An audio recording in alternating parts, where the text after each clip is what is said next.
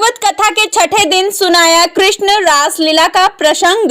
भजलपुर समस्त ग्रामवासियों की तरफ से श्रीमद् भागवत कथा के छठे दिन की कथा प्रारंभ करते हुए आचार्य पंकज व्यास ने भगवान की अनेक लीलाओं में श्रेष्ठतम लीला रास लीला का वर्णन करते हुए बताया कि रास तो जीव का शिव के मिलन की कथा है। यह काम को बढ़ाने की नहीं, काम पर विजय प्राप्त करने की कथा है। इस कथा में कामदेव ने भगवान पर खुले मैदान में अपने पूर्ण सामर्थ्य के साथ आक्रमण किया है, लेकिन वह भगवान को पराजित नहीं कर पाया, उसे ही परास्त होना पड़ा है। रासलीला में जीव का शंका करना या काम को देखना ही पाप है। गोपी गीत पर बोलते हुए व्यास ने कहा, जब तब जीव में अभिमान आता है, भगवान उनसे दूर हो जाता है, लेकिन जब कोई भगवान को न पाकर विरह में होता है तो श्री कृष्ण उस पर अनुग्रह करते हैं, उसे दर्शन देते हैं। भगवान श्री कृष्ण के विवाह प्रसंग को सुनाते हुए बताया कि भगवान श्री कृष्ण का प्रथम विवाह विदर्भ देश के राजा की पुत्री रुक्मणी के साथ संपन्न हुआ, लेकिन रुक्मणी को श्री कृष्ण द्वारा हरण कर विवाह किया गया।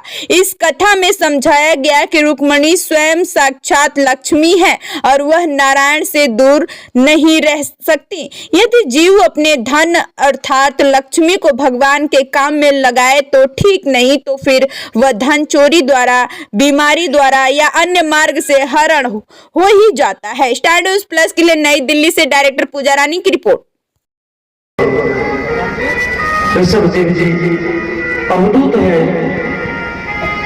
और भरत जी को सिंहासन देकर राजा बनाकर वन में चले गए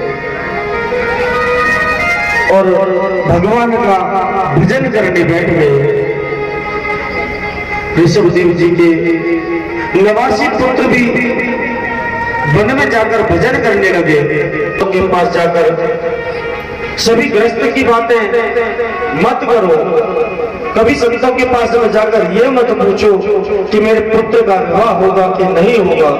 अरे संतों के पास जाकर पूछना है ना, तो ये पूछो कि हमें गोविंद की प्राप्ति कैसे होगी, गोविंद के चरणों में हमारी प्रीति कैसे लगेगी। अब तो झूठ बहुत बोलते हैं, बात बात पर झूठ बोलते हैं।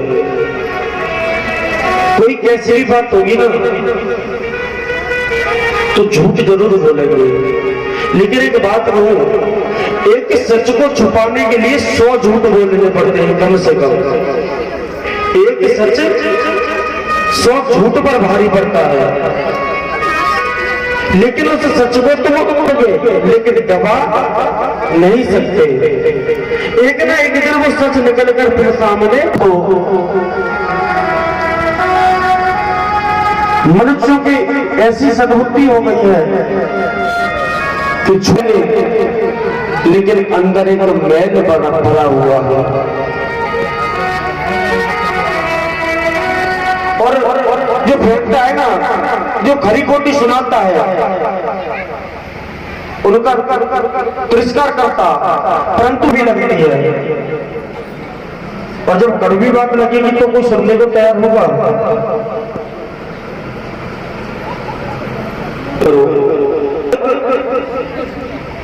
विततग्राही वे परमात्मा में लीन थे, पुण्यात्मा थे, सच्चे अवधूत थे। सुखदेव जी कहते हैं, ऋषभदेव जी के बाद उनके सबसे बड़े पुत्र भरत जी राजा बन गए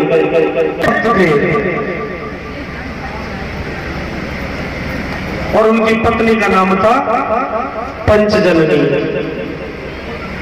उनके 5 पुत्र हुए थे और वो अपनी प्रजा का बहुत ध्यान रखते थे, यज्ञ कराते थे और समय समय पर जो भी उनकी प्रजा को जरूरत होती थी ना, वो अपनी प्रजा को देखभाल करते थे।